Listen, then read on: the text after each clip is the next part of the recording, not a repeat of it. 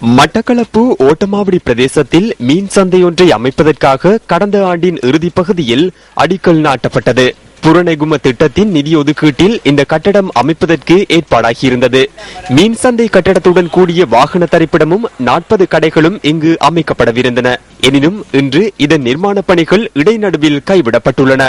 இந்த கட்டடத்தை அமைக்க உரிய விலை மனு கோரப்பட்டதற்கமைய ஒப்பந்தக்காரர் ஒருவருக்கு அதன் பணிகளை வழங்க அதிகாரிகள் நடவடிக்கை எடுத்தனர். கட்டடத்தின் ஆரம்ப பணிகளை முன்னெடுக்க முன்னரே இவ்வாறு இடைநடுவில் கைவிடப்பட்டமையை அடுத்து கோரளைப்பற்று மேற்கு பிரதேச சபை செயலாளர் இதனை மறு அறிவித்தல் வரை இடைநிறுத்துமாறு உத்தரவு பிறப்பித்தார். 2013 ஆண்டு டிசம்பர் மாதம் 10 இடம்பெற்ற மாதாந்த புறநெகும வேலை திட்டத்தின் முன்னேற்ற கூட்டத்தின் போது பிராந்திய உள்ளூராட்சி உதவி ஆணையாளர் தமக்கு இந்த உத்தரவை பிறப்பித்ததாக பிரதேச செயலாளர் குறிப்பிட்டுள்ளார்.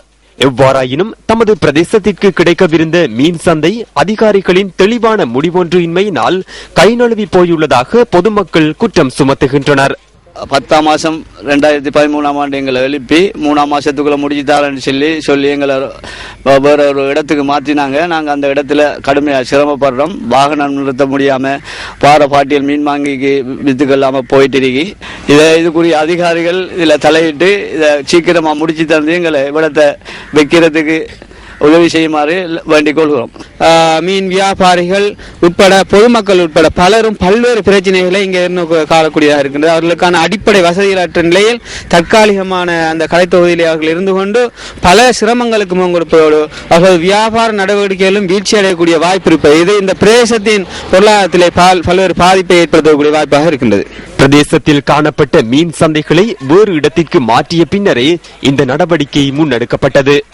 இந்த நிலையில் சிறிய இடத்தில் மீன் வாடிகளை அமைத்து மீனவர்கள் தமது தொழிலை முன்னெடுத்து வருகின்றனர்.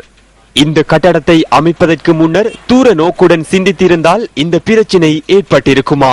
எவ்வாறாயினும் திட்டமிட்டவாறு இந்த மீனவர்களுக்கான மீன் சந்தையை அமைக்க வேண்டிய பொறுப்பு உரிய அதிகாரிகளையே சாரும். கோரளைப்பற்று மேற்கு பிரதேச சபை செயலாளரே, இது உங்களின் கவனத்திற்கு.